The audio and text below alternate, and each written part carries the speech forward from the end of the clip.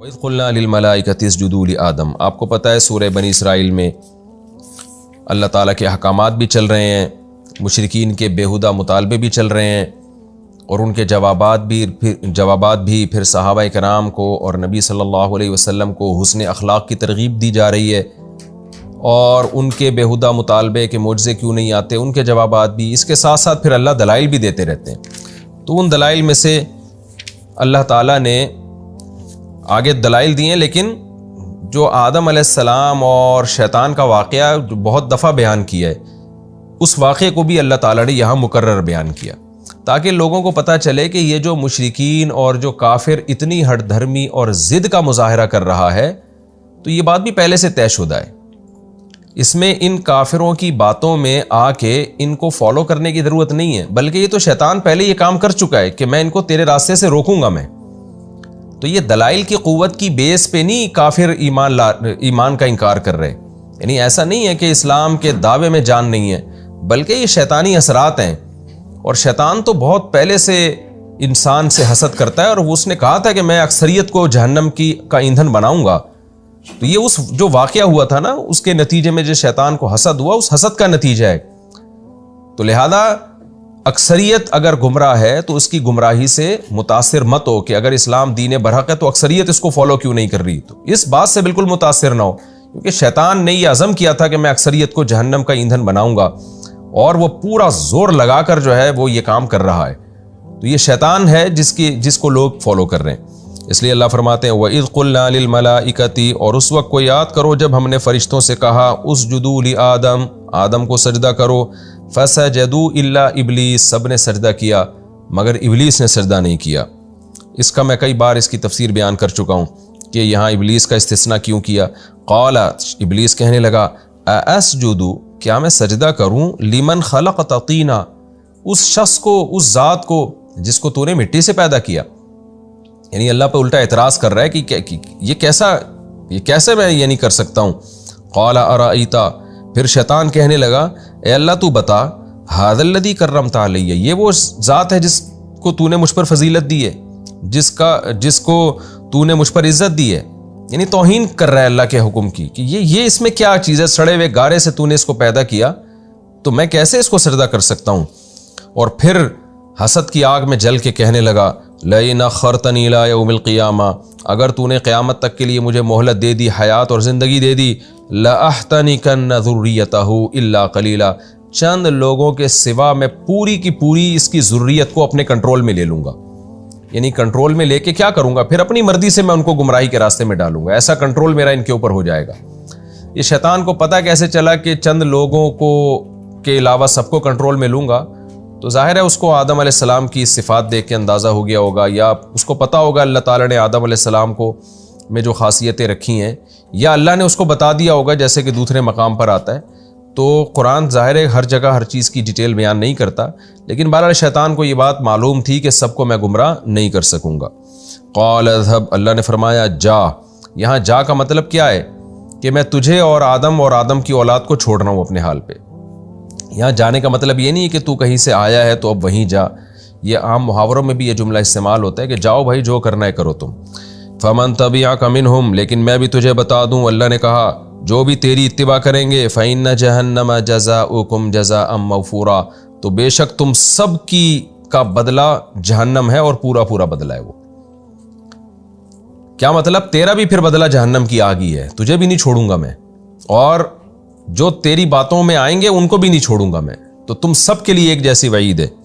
وَاسْتَفْزِزْ مَنِ اسْتَطَعْتَ مِنْهُمْ بِصَوْتِكَ، اور تو اب کیا کر، پورا زور لگا دے آدم کی اولاد کو گمراہ کرنے کا۔ اب یہ مقابلہ ہے تیرے اور آدم کی اولاد کے درمیان، کہ جو میری مان کے چلیں گے، یعنی میرا اور گویا تیرا مقابلہ ہے، جو مجھ پہ توکل کریں گے ان کی میں مدد کروں گا، اور جو تیری مان کے چلیں گے وہ جہنم میں جائیں گے۔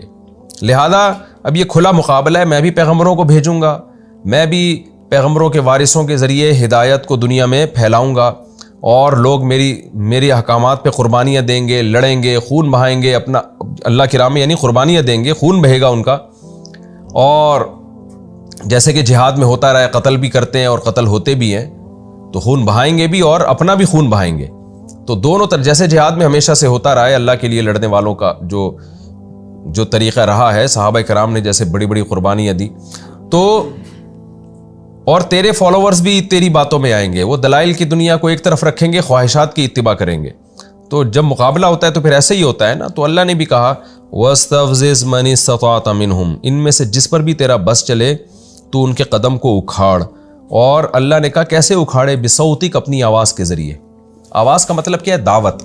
جب آپ کسی کو بلاتے ہیں نا تو آواز دیتے ہیں.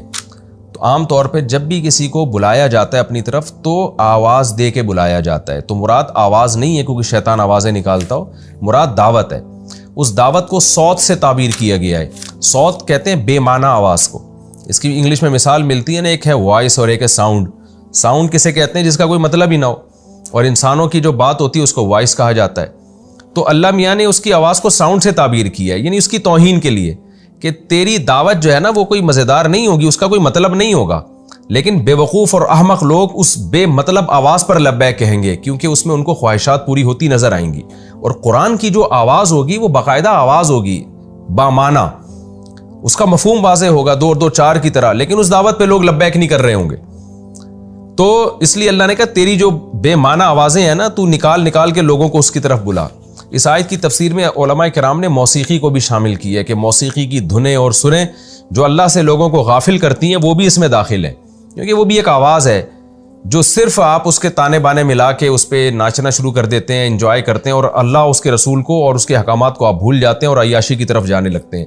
حالانکہ اللہ اس کے رسول کی دعوت میں جان ہوتی ہے، وہ دلائل پر مبنی دعوت ہوتی ہے. وہ بتا رہے ہوتے ہیں کہ اس کو تم فالو کرو گے تو یہ جزا ملے گی، اور اس کی مخالفت کرو گے تو یہ سزا ملے گی، اور اس کو اللہ تعالیٰ براہین سے اور دلائل سے ثابت کرتے ہیں. لیکن جو گانے اور موسیقی سننے کے عادی لوگ ہیں وہ صرف آوازوں کو دیکھ کر اس کے سروں سے متاثر ہو رہے ہوتے ہیں اور اس کے سروں کے پیچھے بھاگ کے قرآن کی دعوت کو چھوڑ دیتے ہیں. تو اس لیے اللہ نے فرمایا کہ تو اپنی آواز کے ذریعے جس طرح سے چاہے لوگوں کے قدم کو اکھاڑ. وَأَجْلِبْ عَلَيْهِمْ بِخَيْلِكَ وَرَجِلِكَ، اور پورا زور لگا دے، یعنی اپنے لاہو لشکر، اپنے گھڑ سوار اور پیادہ پا سپاہیوں کو کھینچ کے لیا انسانوں کے مقابلے میں. یہ کنایا ہے، یہ یعنی ایک محاورہ ہے کہ ہم کہتے ہیں نا اپنا لاہو لشکر لا کے تو یہ کام کر لے، اکیلا نہیں کر. تو اللہ نے بھی شیطان کو گویا قیامت تک کھلی مہلت دے دی کہ تو پورا زور لگا دے، جس طریقے سے گمراہ کر سکتا ہے لوگوں کے دلوں میں وسوسے ڈال کے اور دنیا کو مزین کر کے اور کس مختلف طریقوں سے. وَشَارِكْهُمْ فِي الْأَمْوَالِ وَالْأَوْلَادِ، اور ان کے مالوں اور اولاد میں بھی شریک ہو جا. کیا مطلب مال میں شرکت کیا ہے؟ کہ مال جو اللہ کے قرب کا ذریعہ تھا، جس کو جتنی زیادہ نعمتیں ملیں اس کو تو چاہیے نا کہ اللہ کا اتنا شکر ادا کرے، بھائی اللہ نے مجھے مال دیا تو تو مال میں بھی شرکت کر لے. کیا مطلب؟ ان کا مال ان کو گمراہ کرنے کا ذریعہ بنا دے. اور اولاد میں بھی شرکت کر. اولاد ملنے سے ہونا تو یہ چاہیے تھا کہ اللہ کی نعمت ہے تو ہم اور اللہ کا شکر ادا کریں، لیکن اولاد میں بھی تو اپنا حصہ ڈال دے. کیا مطلب؟ یہ اولاد بھی گمراہ کرنے کا ذریعہ بن جائے. کتنے لوگ اپنی اولاد کی وجہ سے سیدھے راستے سے ہٹ جاتے ہیں. وَعِدْهُمْ، اور ان سے وعدے بھی کر. کیا مطلب؟ برائی کے راستے پہ ڈال کے نا لمبی لمبی امیدیں دلا ان کو، وعدے کر کہ تم یہ گناہ کرو گے تو یہ فائدہ ہوگا، اس سے ڈپریشن ختم ہوگی. آپ دیکھ لیں ہر گناہ کے پیچھے یہی ہوتا ہے کہ انسان اس کو غلط قسم کے تانے بانے ملا کے نا اس گناہ میں پڑ رہا ہوتا ہے. اور نشہ کرنے والے وہ سمجھتے ہیں اس سے ہماری اسٹریس ختم ہو جائے گی، زنا کرنے والے سمجھتے ہیں کہ ہم ایک ڈپریشن ختم ہو جائے گی، اور عیاشی ہم کریں گے تو پھر یہ ہوگا وغیرہ وغیرہ. اب اس کی میں ڈیٹیل میں نہیں جاتا.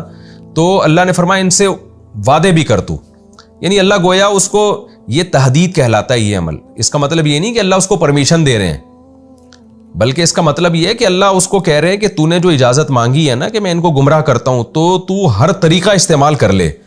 باقی اس پہ شیطان کو سزا ملے گی کہ تو نے ان طریقوں کو استعمال کیوں کیا.